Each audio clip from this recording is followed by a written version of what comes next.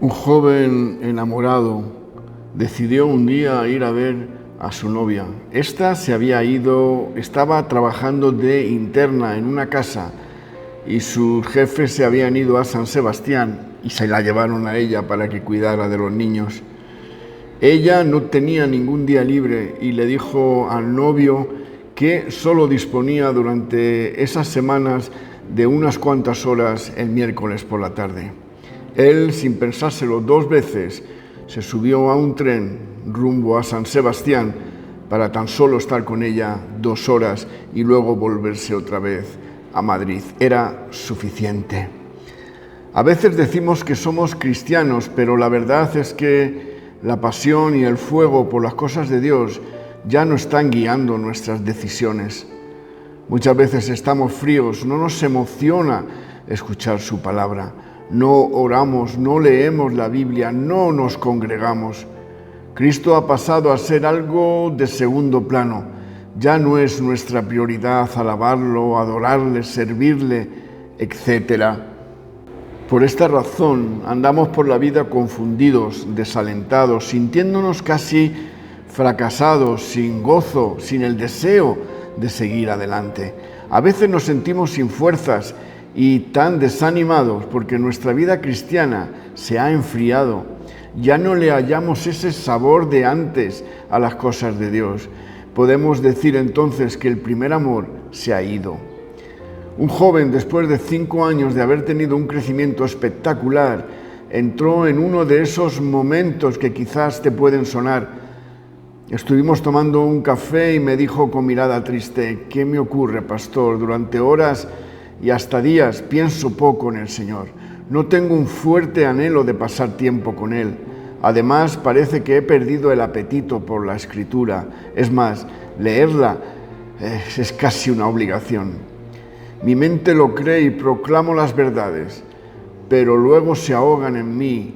Una cosa más en la lista de cosas que hacer. Pasar tiempo en la oración es una carga, una obligación, en lugar de ser un deleite. Mi adoración es formal, seca, desprovista de vida. Lo hago mecánicamente. Fíjese, hasta la oración y la adoración privada es casi inexistente, más bien fría. Estoy más preocupado en mi salud y en mi economía y el bienestar que por mi corazón. Sé que Dios me ama, eso lo tengo claro. Ir a la iglesia se ha convertido en una lista de actividades. Me esfuerzo más en lo que hago que en lo que soy. Y hasta me preocupa más lo que los demás piensan de mí que de buscar al Señor.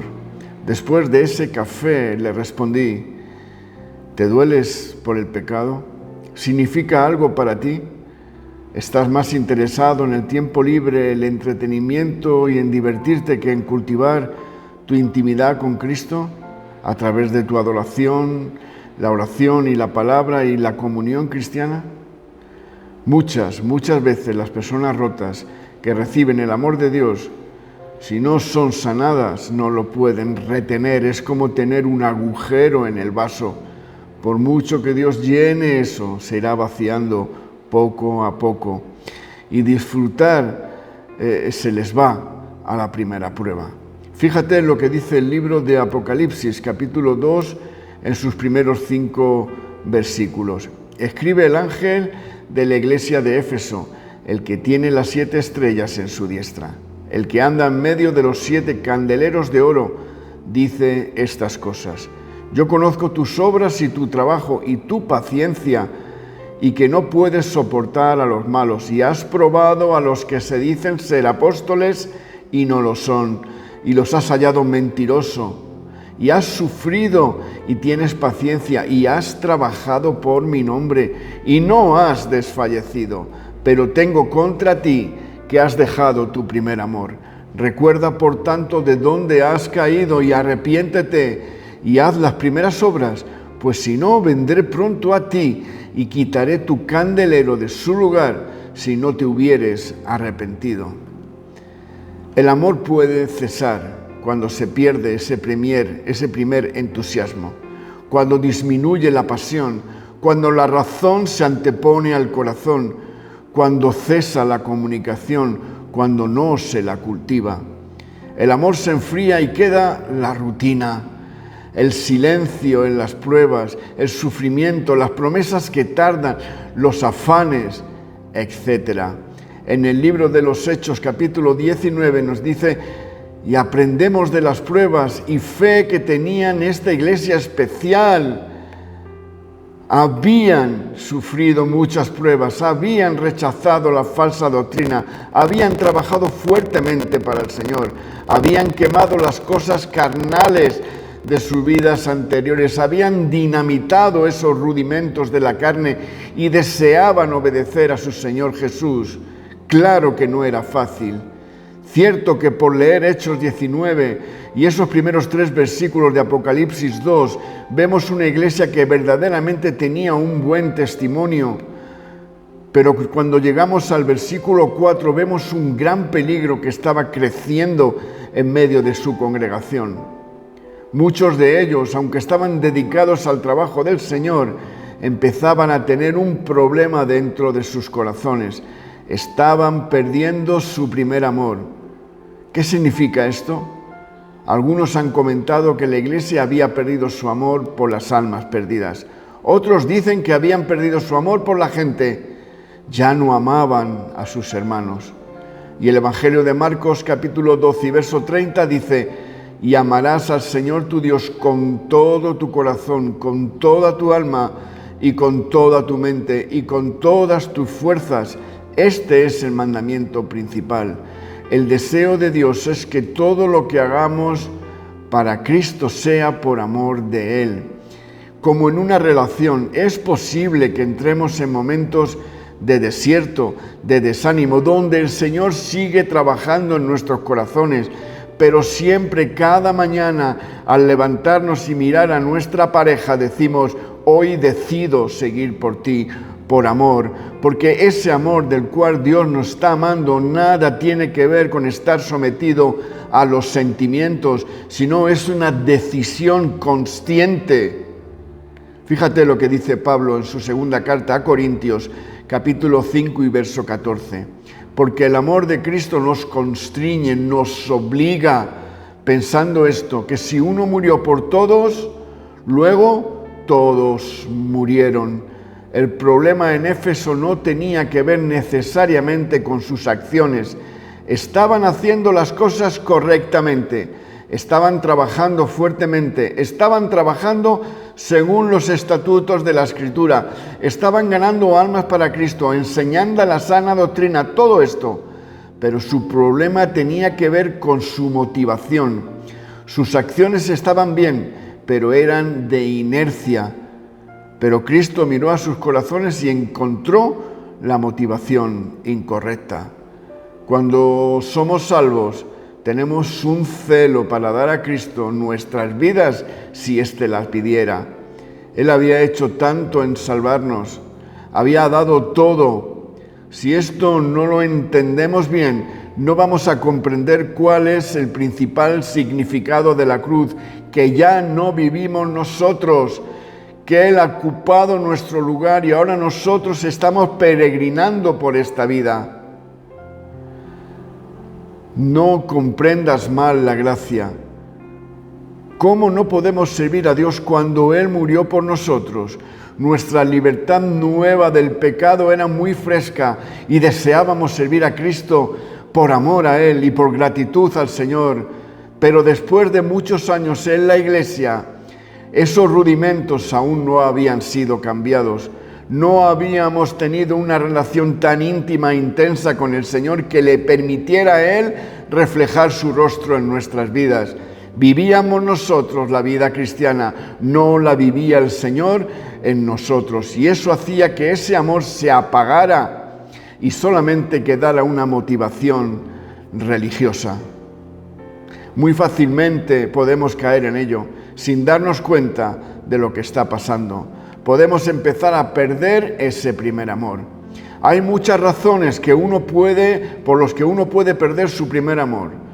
Yo puedo testificar algunas razones que experimentó mi propia vida cristiana y poder llegar a preguntarte por qué perdemos este primer amor. Esto pasa cuando permitimos otras cosas usurpar el lugar que debe ocupar el Señor en nuestros corazones. ¿Es posible seguir a Cristo por seguir una multitud? Fíjate lo que dice el libro de Hechos, capítulo 19 y verso 32. Unos gritaban una cosa y otros otra cosa, porque la concurrencia estaba confusa y la mayor parte ni sabía por qué se habían reunido. La naturaleza humana es tremenda. Quiere conformarse a su ambiente, amoldarse. Nadie quiere ser diferente, nadie quiere ir contracorriente. Por esto hacemos todo lo posible para encajar en medio de nuestro grupo, pero no lo hacemos de corazón, lo hacemos para mimetizarnos en medio de ellos, para no dar la nota. Esto es malo si el grupo es malo, claramente, porque te vas a dejar llevar por una corriente nociva, pero también pasa lo mismo en la iglesia, que durante un tiempo de estar en medio queremos ser parte, participar, vernos aceptados por nuestras amistades y no ser diferentes. Y está bien, en el sentido que es bueno tener buenos ejemplos en nuestra vida, quienes pueden ayudarnos a tener discernimiento, a buscar las cosas de Dios. Como decía Pablo a los Corintios, sed seguidores de mí, así como yo lo soy de Cristo. Una hermana que se viste de una forma indecorosa, después de ver el ejemplo de otras hermanas, ella va a cambiar su manera de vestirse, porque no quiere líos, no porque realmente esté convencida de ello. El problema es cuando nuestra motivación por cambiar de vestimenta o cualquier otra cosa no es porque queramos agradar a Cristo o por amor a Él, sino por agradar a nuestro nuevo grupo y no dar la nota. Yo creo que todos debemos amar a la iglesia y somos mandados a amar a nuestros hermanos. El apóstol Juan nos dice: en esto conocerán todos los que sois mis discípulos, si tuviereis amor los unos con los otros. La razón para ir a la iglesia no deben ser nuestras buenas amistades o lo majos que parecen todos. Debemos servir porque amamos a Cristo. Cuando una iglesia tiene un grupo de personas que enojadas se van de la iglesia y otras personas deciden también irse porque son leales a los enojados, están siguiendo al grupo. Está bien venir a la iglesia con ganas de compartir con amigos, disfrutar la comunión, tener buenas amistades, etc. No hay nada de malo en esto. De hecho, también puede formar parte del plan de Dios, pero cuidado que no llegue a ser tu motivo para servir al Señor. En Juan 6, una gran multitud de discípulos se fueron del Señor. Me gusta lo que dijeron los 12 después. Juan 6, 66 al 69. Desde entonces muchos de sus discípulos volvieron atrás y ya no andaban con él. Entonces Jesús les dijo a los 12: ¿quieren acaso irse ustedes también? Respondió Simón Pedro: Señor, ¿a quién iremos? Tú tienes palabras de vida eterna, y nosotros hemos creído y conocido que tú eres el Santo de Dios. Aleluya. Este texto nos confirma que no estaban siguiendo a Jesús por la multitud, sino con la motivación correcta. También es posible seguir a Cristo por el deseo de recibir. Juan 6, 25 al 26. Cuando lo hallaron al otro lado del mar, le preguntaron: Rabí, ¿cuándo llegaste acá? Jesús le respondió diciendo: de cierto les digo que me buscan no porque han visto las señales, sino porque comieron de los panes y se saciaron. Y ahora en el verso 30 y 31, entonces dijeron: ¿qué señal pues haces tú para que veamos y te creamos? ¿Qué obra haces? Nuestros padres comieron el maná en el desierto, como está escrito: pan del cielo les dio a comer. La multitud le estaba siguiendo porque acababan de comer y ya estaban pidiendo maná del cielo para seguir comiendo cada día, tener una seguridad, pero no en la fe, sino en los hechos palpables, en las señales. Desafortunadamente hay muchos que buscan a Dios no por amor, sino por el deseo de recibir, por sus bendiciones. Las personas que vienen por 3 semanas y en esa semana final me piden una ayuda económica, y si no les doy, nunca les vuelvo a ver otra vez, y si les doy, tampoco les vuelvo a ver. Para ello, Dios solo es una forma de recibir ayuda. Lo interesante para mí es cómo de desgraciadas pueden ser estas personas. Cuando la Iglesia bendice a alguien que sirve a Cristo por amor del Señor y no para recibir, estas personas suelen ser muy agradecidas.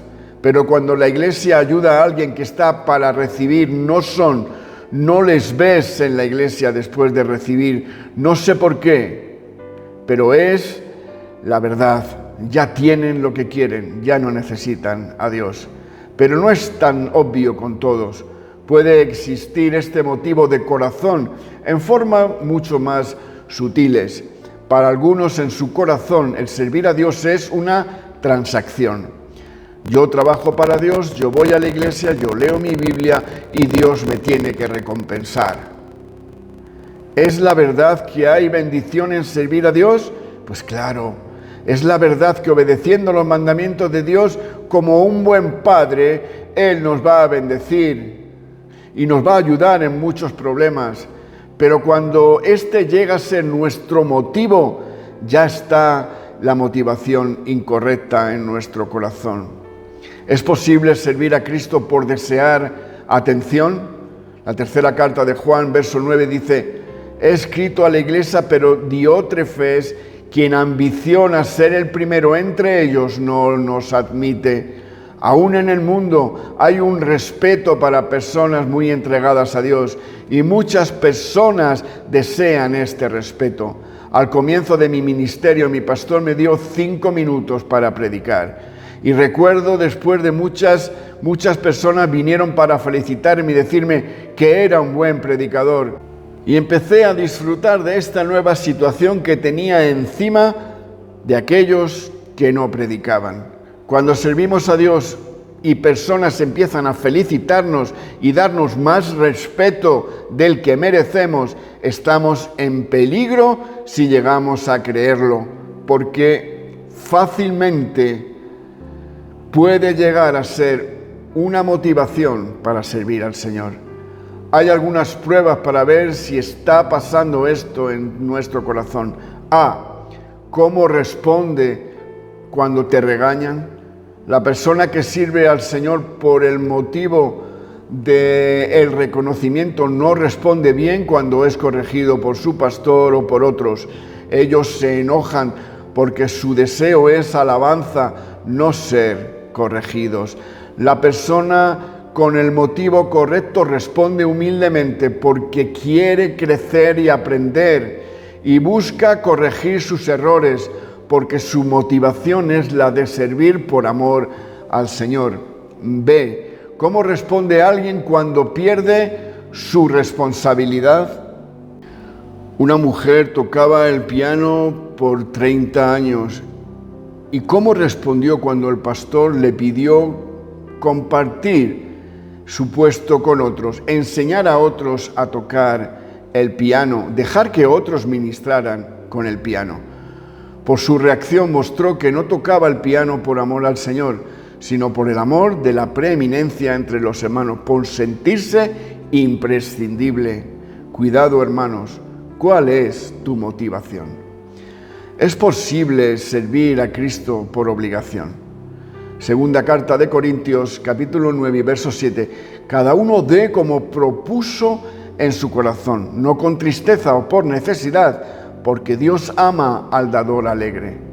Dice el Señor que desde nuestro servicio, no por necesidad, o sea, no por obligación, no es el deseo de Dios que obedezcamos sus mandamientos y hacer lo correcto por obligación, sino por amor, por agradecimiento. Pero es muy posible y a veces muy fácil empezar a servir a Dios por obligación y no por amor. Se necesita volver al punto de partida, a ese primer amor donde uno se sintió tan amado y tan perdonado. Es posible servir a Cristo por cultura. Evangelio de Juan, capítulo 4 y verso 20. Nuestros padres adoraron en este monte, y vosotros decís que en Jerusalén es el lugar donde se debe adorar. Conocemos muchos perdidos que siguen a religiones falsas por cultura o porque les han educado así, pero no ha habido un encuentro real con Dios. Hay cristianos que siguen a Cristo por la misma razón. De pronto sus abuelos y padres eran cristianos y ellos también van a ser cristianos. Incluso se casan por la iglesia, pero nada tienen que ver con la iglesia. Pero cuando sus motivos son examinados, sirven porque es parte de su cultura, no por amor al Señor. Es lo que hacen. Como siempre se ha levantado el domingo para ir a la iglesia, siempre lo harán hasta el día que se cansen o hasta el día de su muerte. ¿Por qué? Porque es lo que hacen. Pero por amor a Cristo, no tanto. Se necesita volver a ese primer encuentro donde uno se sintió tan amado y tan perdonado. Es posible servir a Cristo por desear el éxito. Evangelio de Lucas, capítulo 10, verso 40 al 42.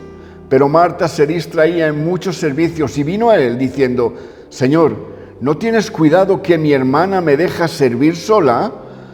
Dile pues que me ayude. Y respondiendo Jesús le dijo: Marta, Marta, estás afanada y turbada con muchas cosas, pero una cosa es necesaria, y María ha escogido la buena parte, la cual no le será quitada. En el trabajo para Dios queremos ver el éxito, queremos cumplir muchas cosas, estar ocupados, cumplir y ver mucho fruto por nuestra labor. Pero si no tenemos cuidado, podemos perder el deseo de agradar a Dios y amarle y estar muy ocupados por el deseo de ser exitosos y hacer las cosas bien. Iglesias que pierden su amor por Cristo empiezan a transigir su compromiso para tener iglesias más grandes, a predicar otro evangelio para tener un gran número de congregados. No es popular predicar contra algunos pecados, entonces no lo hacen para no ofender y así tener una iglesia más grande. Su motivo ya es el éxito, no el amor de Cristo. Pastores fácilmente pueden caer en esta trampa. Quieren ser pastores famosos, de gran bendición, de gran reconocimiento, en iglesias de preeminencia. Cuidado, han perdido ese primer encuentro donde fueron amados y perdonados. ¿Es posible servir a Cristo por desear agradar a otros? Primera carta a los Corintios, capítulo 1, versos 12 y 13. Digo esto ahora, porque cada uno de vosotros dice: yo soy de Pablo, y yo de Apolos, y yo de Cefas, y yo de Cristo. ¿Está dividido Cristo? ¿Fue crucificado Pablo por vosotros, o fuisteis bautizados en el nombre de Pablo? Hay muchos que cambian su deseo de agradar a Cristo por el deseo de agradar a una persona. De pronto, sus padres, su esposa, su esposo o su pastor u otro líder. ¿Qué hacemos cuando somos culpables de tener un motivo incorrecto en servir al Señor? Fíjate lo que dice Apocalipsis 2:5. Recuerda, por tanto, de dónde has caído y arrepiéntete y haz las primeras obras, pues si no, vendré pronto a ti y quitaré tu candelero de su lugar si no te hubieres arrepentido. Fíjate, esto me hace pensar a Saúl, que habiendo Dios quitado su mano de su vida, no le quitó el reino y le mantuvo siendo rey, aunque su unción y su presencia no estaban con él durante un tiempo. Tremendo. Este es el tratamiento. A, reconocer el pecado. B, arrepentirse del mismo. C, entregarse sin condiciones. Vamos a ver qué nos dice Isaías 53 en los primeros 8 versículos. ¿Quién ha creído en nuestro anuncio? ¿Y sobre quién se ha manifestado el brazo del Señor? Subirá cual renuevo delante de él y como raíz de tierra seca. No hay parecer en él ni hermosura. Le veremos, mas sin atractivo para que le deseemos. Despreciado y desechado entre los hombres, varón de dolores, experimentado en quebranto, y como que escondimos de él el rostro, fue menospreciado y no lo estimamos. Ciertamente Llevó Él nuestras enfermedades y sufrió nuestros dolores. Y nosotros le tuvimos por azotado, por herido de Dios y abatido. Mas Él herido fue por nuestras transgresiones, molido por nuestros pecados. El castigo de nuestra paz fue sobre Él, y por su llama fuimos nosotros curados. Todos nosotros nos descarriamos como ovejas, cada cual se apartó por su camino, mas el Señor cargó en Él el pecado de todos nosotros. Angustiado Él y afligido no abrió su boca. Como cordero fue llevado al matadero, y como oveja delante de sus trasquiladores enmudeció, y no abrió su boca. De la cárcel y del juicio fue quitado, y su generación, ¿quién la contará? Porque cortado fue de la tierra de los vivientes, por la rebelión de mi pueblo fue herido. Seguimos a Cristo porque le amamos, nos congregamos porque le amamos, y somos capaces de pasar por lo que Él pasó por amor a Él, recordando siempre la cruz y lo que Él hizo por nosotros. Que el Señor te bendiga y te guarde en este día. Amén y amén.